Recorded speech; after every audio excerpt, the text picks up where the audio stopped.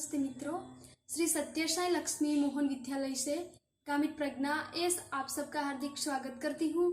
कक्षा 9 विषय हिंदी, इकाई 9 निर्भय बनो। लेखक है फणीश्वरनाथ रेणु और साहित्य प्रकार है उपन्यास अंश। तो बच्चों, अब हम इस गद्य के बारे में देखेंगे। बच्चों, इकाई है 9 निर्भय बनो। निर्भय बनो यानी कि किसी से न डरने का गुण यहाँ पर हमें बताया गया है। जो डरते हैं उन्हें निडर बनाने का प्रयत्न किया गया है। तो बच्चों, बचपन से ही बच्चों में इस गुण का विकास होना भी जरूरी है। तो बच्चों, निर्भय बनो गद्य का कवि है फणीश्वरनाथ रेणु। उनका जन्म सन 1921 और उनका निधन सन 1977 में हुआ था। तो बच्चों, अब हम लेखक फणीश्वरनाथ रेणु के परिचय देखेंगे। फणीश्वरनाथ रेणु। फणीश्वरनाथ रेणु का जन्म 4 मार्च 1921 को बिहार के पूर्णिया जिले के औराही हिंगना गांव में हुआ था। रेणु जी की शिक्षा दीक्षा उनके गांव विराटनगर तथा वाराणसी में हुई। उन्होंने भारत और नेपाल के स्वाधीनता आंदोलन में भाग लिया तथा जेल भी गए। भारत सरकार द्वारा उन्हें पद्म भूषण की उपाधि दी गई। उनकी प्रमुख रचनाएं हैं मेला आंचल, पालतू बाबू रोड, परती परिकथा, जुलूस, कितने चौराहे, ठुमरी, अग्निखोर, अच्छे आदमी, पंचलाइट आदि। रेणु जी का निधन 11 अप्रैल 1977 को हो गया। बच्चों, अब हम निर्भय बनो गद्य को सारांश को देखेंगे। तो बच्चों, निर्भय बनो जो एक उपन्यास अंश कितने चौराहे के 7वां प्रकरण से लेखक ने लिया है, जिसमें विद्यार्थी जीवन में ही मानवीय और सामाजिक मूल्य के प्रति कथानायक मनमोहन का कैसे झुकाव होता है, इस अंश में उसका चित्रण किया गया है। तो बच्चों, अब हम सारांश देखेंगे। प्रियदा मैट्रिक में पढ़ता है। स्कूल के सभी छात्रों और शिक्षक और कस्बे के लोग उसे बहुत प्यार करते हैं। उसका एक छोटा सा दल है। हर रविवार को वह सन्यासी आश्रम के लिए मुट्ठियाँ वसूलने जाता है। यदि उसके स्कूल का कोई छात्र या शिक्षक बीमार पड़ जाता तो प्रियदा अपनी टोली के साथ उसकी तब तक सेवा करता जब तक वह रोगी ठीक न हो जाता। प्रियदा शिष्टाचार को महत्व देता है, इसलिए उसने यह नियम बनाया है कि दल का कोई भी सदस्य अपने मुख से अपशब्द या गाली नहीं निकालेगा।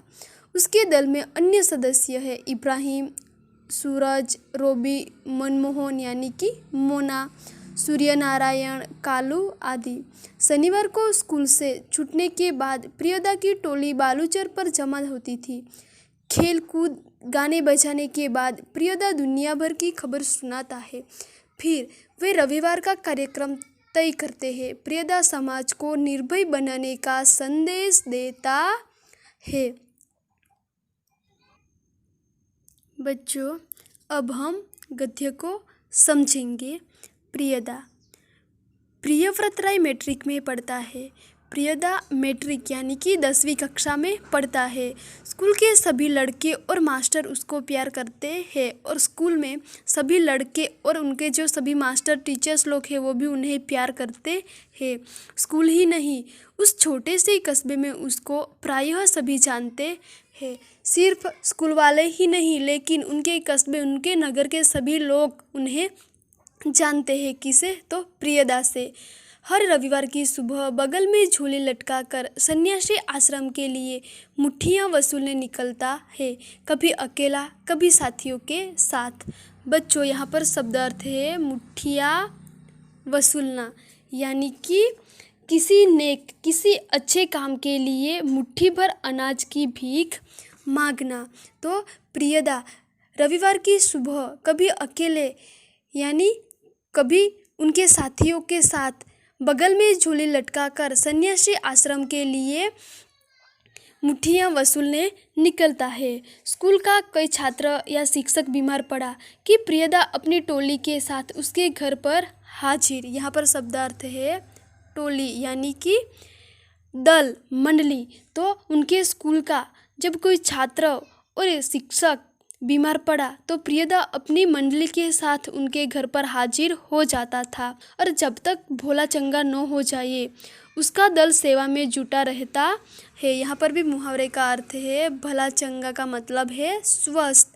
तो जब तक जो रोगी है वो स्वस्थ न हो जाता है तब तक उनके सभी लोग उनकी सेवा में, बीमार व्यक्ति की सेवा में जुटे रहते हैं। रोबी और कालू प्रियदा के दल में है और रोबी और कालू भी प्रियदा के मंडली में है। उन लोगों ने मनमोहन को भी अपने साथ प्रियदा के दल में शामिल कर लिया। अने रोबी और कालू ने मनमोहन को भी अपने साथी उनके साथ ही प्रियदा के दल में शामिल कर लिया। हर शनिवार को परमान के उस पार बालूचर पर प्रियदा के दल के सदस्य स्कूल की छुट्टी के बाद जमा होते हैं। बच्चों, यहाँ पर शब्दार्थ है परमान यानी कि एक नदी का नाम और बालूचर का मतलब है रेतीला नदी तट। तो हर शनिवार को परमान नदी के उस पार, बच्चों इस प्रकार यहाँ पर नदी का चित्र है। तो नदी के परमान नदी के पार किनारे पर बालूचर पर प्रियदा के मंडली के सभी सदस्य स्कूल की छुट्टी के बाद जमा होते हैं। खेलकूद, गाने बजाने के अलावा प्रियदा दुनिया भर की खबर सुनाते हैं और वहाँ पर खेलकूद, गाने बजाने उनके अलावा प्रियदा दुनिया भर की बातें उन्हें सुनाते हैं। रविवार का प्रोग्राम तय करते हैं। किस मोहल्ले में कौन जाएगा मुठ्ठियाँ वसूलने, किस बीमार की सेवा करने कौन कौन जाएंगे। और जब वहाँ पर परमान नदी के तट पर वो सभी लोग इकट्ठे होते हैं तब क्या नक्की करते हैं कि रविवार का प्रोग्राम वो वहाँ पर तय करते हैं, नक्की करते हैं कि मुठ्ठियाँ वसूलने के लिए कौन कौन जाएगा और कौन बीमार व्यक्ति की सेवा करने के लिए जाएंगे। वो भी वो शनिवार के स्कूल के छुट्टी के बाद ही तय कर लेते हैं। उस दिन मनमोहन का परिचय देते हुए कालू ने कहा था, प्रियदा, यह मोना એટલે કે मनमोहन खूब तेज लड़का है। तेज यानी कि होशियार, क्लब का सदस्य होना चाहता है। और उस दिन मनमोहन का परिचय देते हुए कालू क्या कहता है कि प्रियदा, यह मोना मनमोहन एक तेजस्वी लड़का है और वो भी हमारे क्लब में हमारा सदस्य होना चाहता है।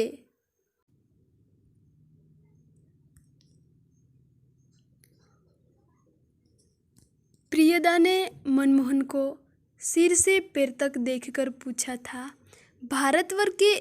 भारतवर्ष के एक ऐसे आदमी का नाम लो जिसे लोग भगवान का अवतार समझते हैं। बच्चों, यहाँ पर भी मुहावरे का अर्थ है सिर से पैर तक देखना यानी कि भली भांति देखना। तो यहाँ पर प्रियदा जो मनमोहन को सिर से पैर तक देखकर पूछता है कि भारत के एक ऐसे आदमी का नाम लो जिसे लोग भगवान का अवतार समझते हैं। तब मनमोहन क्या उत्तर देता है, महात्मा गांधी।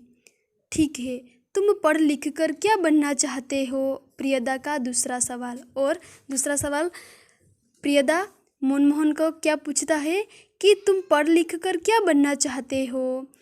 तब मनमोहन चुप रहा और फिर बोला, वकील।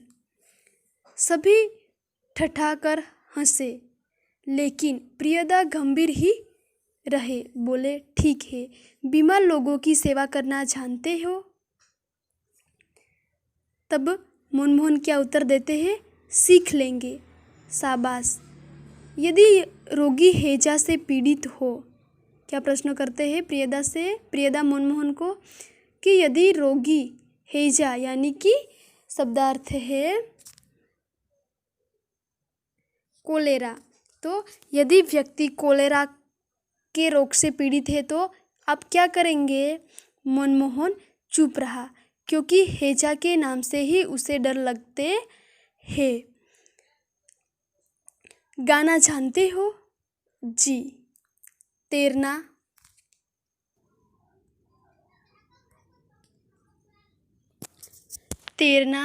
जी नहीं। प्रियदा ने सूर्य नारायण नामक सदस्य से कहा, सूरज मोना तैरना नहीं जानता। प्रियदा सूर्य नारायण से कहता है कि सूर्य नारायण यानी कि सूरज, तुम मोना तैरना नहीं जानता। तब सूरज क्या उत्तर देता है कि सीख जाएगा, एक दिन उठाकर पानी में फेंक दूंगा, खुद तैरने लगेगा। सभी हंसे। सूर्य नारायण पढ़ने में कमजोर है लेकिन शरीर उसका मजबूत है। सूर्य नारायण जो सूरज है वो पढ़ने और लिखने में तो कमजोर है लेकिन उनका शरीर मजबूत है। रोज 100 दंड बैठक करता है। सूर्य नारायण जो है वो रोज 100 दंड बैठक करते हैं। उसके साथी सूरज पहलवान कहते हैं उसको, और सूर्य नारायण को उनके जो साथी मित्र है वो क्या कहते हैं? सूरज पहलवान कहते हैं। दल के सदस्य को तैरना सिखाना उसी का काम है और उनके मंडली के जो सदस्य है उनको तैरना सिखाना किसका काम है? तो सूर्य नारायण ही सबको तैरना सिखाता है। उस दिन सभी ने नए सदस्य मोना यानी मनमोहन से गीत सुनने की इच्छा प्रकट की और इस समय उनके जो नए सदस्य है मोना मनमोहन, उनसे गीत सुनने की इच्छा सभी ने प्रकट की। मनमोहन पहले लजाया, यहाँ पर शब्दार्थ है लजाना यानी कि शर्माना, किंतु जब प्रियदा ने आग्रह का मतलब है अनुरोध, फरमाइश किया तो उसने खखर कर गला साफ किया। तो जब प्रियदा उन्हें आग्रह करता है तब मनमोहन गाने से पहला गला साफ करते हैं। इसी प्रकार खखर कर उनका गला साफ किया और किया। कौन गीत गाए वो हो? और मोना ने उसने शुरू किया कि राम रहीम नो जुदा करो भाई, दिल को सच्चा रखना जी। तो इस पंक्ति द्वारा हमें समझाया गया है कि राम और रहीम दोनों एक ही ईश्वर के दो अलग अलग नाम है। दोनों को अलग अलग समझना ये हमारी भूल है। मन की पवित्रता जरूरी है। मन पवित्र हो तो राम और रहीम का भेद अपने आप मिट जाता है। गीत समाप्त होने के बाद प्रियदा बोले, वाह बहुत मीठा गला है तुम्हारा। कालू तुम प्रभात फेरी वाले दोनों गीत मोना को सिखा देना। जब मोना का गीत पूर्ण होता है, समाप्त होता है, तब प्रियदा क्या बोलते हैं कि वाह बहुत मीठा गला है तुम्हारा। और प्रियदा कालू से कहता है कि कालू तुम मोना को प्रभात फेरी वाले दोनों जो गीत है वो मोना को सिखा देना। सूरज पश्चिम की ओर झुक गया, बालूचर पर लाली उतर आई। तो इसी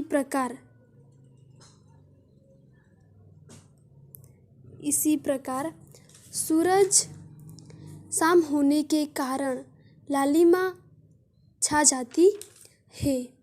परमान की धारा पर डूबते हुए सूरज की अंतिम किरण झिलमिलाई और परमान नदी की धारा पर भी किनारे पर भी डूबते हुए सूरज की अंतिम किरणें झिलमिलाए लगी। पखेरु डोल बांधकर बांस बन की ओर लौटने लगे। पखेरु का मतलब है तो पक्षी। तो सभी पक्षी भी अपने दल यानी कि मंडली के साथ उन्हें बांस वन की ओर लौटने लगे। प्रियदा के दल के सभी सदस्य पंक्ति बांधकर लौटे और प्रियदा के सभी मंडली के सभी सदस्य भी कतार में उनके घर की ओर लौटने लगे। पुल के पास एक गाड़ीवान तन्मय होकर गीत गा रहा था। भोला गरीबक दिन पहिया हरब भोला गरीबक दिन। तो नदी के उस पार एक गाड़ी वाले आदमी तन्मय होकर गीत गा रहा था कि भोला गरीबक दिन पहिया हरब भोला गरीबक दिन। तो बिहारी भाषा का ये गीत है और बिहारी भाषा में बातचीत कर रहे थे। सूरज ने भी उसी सुर में सुर मिलाकर गाना शुरू किया और जो सूरज है वो सूरज ने भी उसी सुर में सुर मिलाकर गाना शुरू किया कि एकटा जे लोटा छल बेटा छल तीन पनिया पीबे काल लोटा लेलक छीन। कृत्यानंद झा ने कहा विद्यापति की लाचारी है। विद्यापति का मतलब है मैथिली भाषा का एक प्रसिद्ध कवि और लाचारी का मतलब है लोकगीत। तो कृत्यानंद झा ने क्या कहा कि मैथिली भाषा का यह प्रसिद्ध कवि का एक लोकगीत है। लाचारी लाचारी ट्रट ड्राई। बालूचर के उस पार से किसी ने फायर किया और बालूचर के उस पार से किसी ने फायर किया। एक पखेरु बालू पर गिरकर छटपटाने लगा और पखेरु यानी कि एक पक्षी बालू पर गिरकर छटपटाने लगा। उसका जोड़ा विकल होकर बहुत देर तक रोता रहा। विकल का मतलब है व्याकुल। तो पखेरु का जो जोड़ा है वो व्याकुल होकर बहुत देर तक रोता रहा। मटमैले अंधकार में एक अर्दलीनुमी आदमी दौड़ा हुआ आया और मरी हुई चिड़िया के डेने यानी कि डेने का मतलब है पंख और अर्दली का मतलब है अफसर का एक नौकर। तो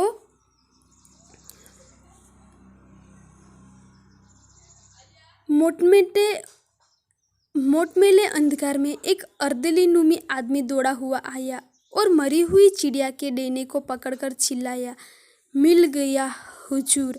तो मटमेले अंधकार में एक अर्दलीनुमी आदमी ऑफिसर का जो एक नौकर है वो दौड़कर आता है और मरी हुई जो चिड़िया है उनके पंख को पकड़कर चिल्लाया कि मिल गया हुजूर।